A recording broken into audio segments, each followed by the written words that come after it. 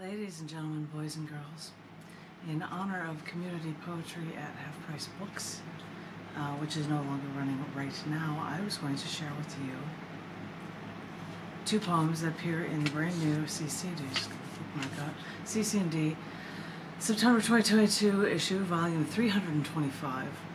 There are lots of decimal ones, there's more than that, but this is Open Your Eyes. I'm going to share with you a couple poems from this that also appear in the Janet Kuypers book that was released on Women's History Month called Shattering the Glass Ceiling. So you'll get two poems from both of these books. They appear both in this same book. This first one I'm going to share with you is a poem that is titled Oriental. Years ago, Chinese women bound their feet with cloth, forcing them to remain the foot of a child. The smaller the foot, the higher the class, the more helpless the woman, the more she needed a husband to care for her.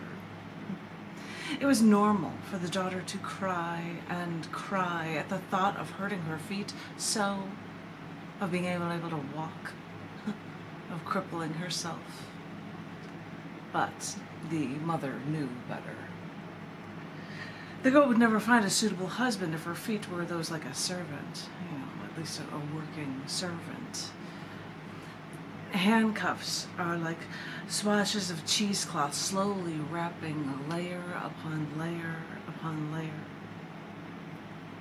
The tears falling land in her lap into a pattern as it are sobs and rocks back and forth.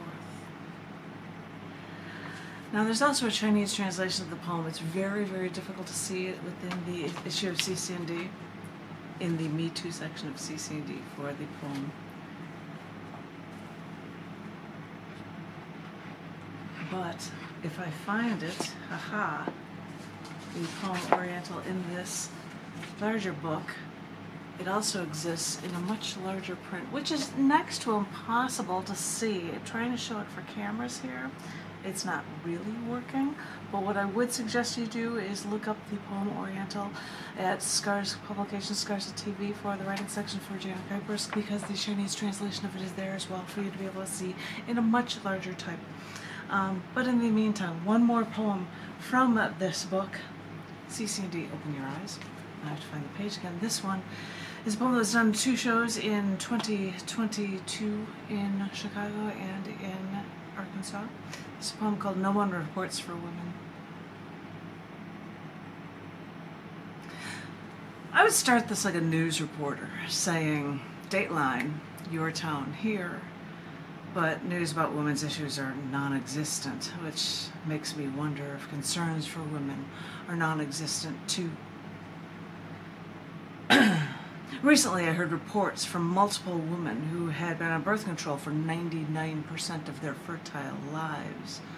They contracted the most recent variant of COVID-19, and yes, they got vaccines and booster shots, making COVID-19 like getting a minor cold. But these women noticed a week after recovery, 2 weeks before their periods would arrive, they started spotting, which didn't stop. So after 10 days, they asked around and found that other women were having this trouble with their reproductive health too, and no one had researched how to solve it. But really, think about it. Who would have the time to research something when they work like mad just to come up with a vaccine in such short notice? And no one has questioned men's fertility after COVID-19 and enough immunizations to protect you from this. But maybe the questions should be this. After women can now control their reproductive rights, does that mean that after following the government's edicts to protect themselves and inject themselves, they'll still get sick, but added bonus, they'll bleed daily for it? Because this is exactly the type of problem women don't want to talk about in public. And trust me, this shouldn't be a problem any woman should ever have to deal with. When women sit alone in their corners with no one to support them for their very personal problems, they don't know where that other woman might be going through this too. Well, this little level of sympathy may assuage their feelings, but it may amount to only a fleeting gesture to know that they're not alone. For the more you realize how common this may be, the more any rational woman would wonder why something isn't being done to solve what is a real, bloody problem.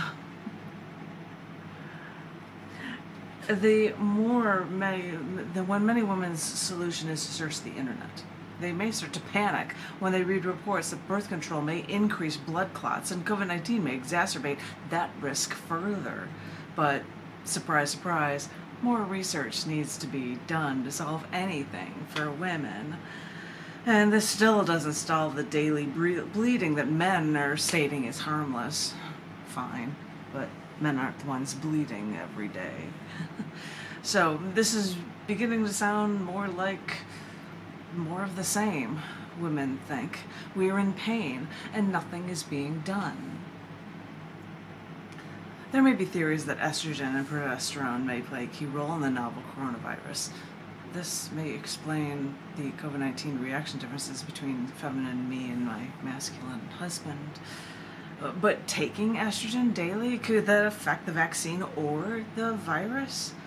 Well, it doesn't matter if one doctor after another hears a stack of anecdotal evidence from their patients because stories aren't proof, and women are still stuck, bleeding, with no way to solve their medical problems. And for the men out there that don't want to think about women bleeding, even though they have no problem with the same woman bearing and raising their children, which women have to bleed monthly for to make happen, similar stories arise with young women possibly wanting to have children one day, missing their period for 4 months after getting COVID-19 with irregular periods resuming. Though, when one woman talked to her doctor about it, they assumed it was from COVID-19, but to quote the patient, none seemed too concerned about it. So, welcome to another case of an unexpected medical problem for women that no one can explain. I jokingly said that I'd like to start this story by saying, Dateline, your town here. But maybe I should have said all along, Dateline your neighborhood, or Dateline your street, or Dateline your home. Because after now only hearing the now upswelling cries of women who follow the rules and do what's best for them, women only suffer for it with no explanation and, of course, can't share their problems in an effort to solve them. If women could tell their stories, it may only be a stepping stone. But if women did tell their stories, you may only then realize how serious the problems women go through can really be. I would close the book, cc&d, but I might as well show that I did say this one was performed in 2 Chicago shows, and inside the book there are even images of myself doing this, performing this poem during these shows in Chicago and in Arkansas and Hot Springs, actually. But anywho, that was one installment of reading in honor of the community poetry open mic that normally went on North Lamar in Austin, Texas, hosted by Tom Woodruff, who is not doing it right now. Sniff, sniff. So in honor of that, I'm doing these readings in the same amount of library space that that bookstore would normally have.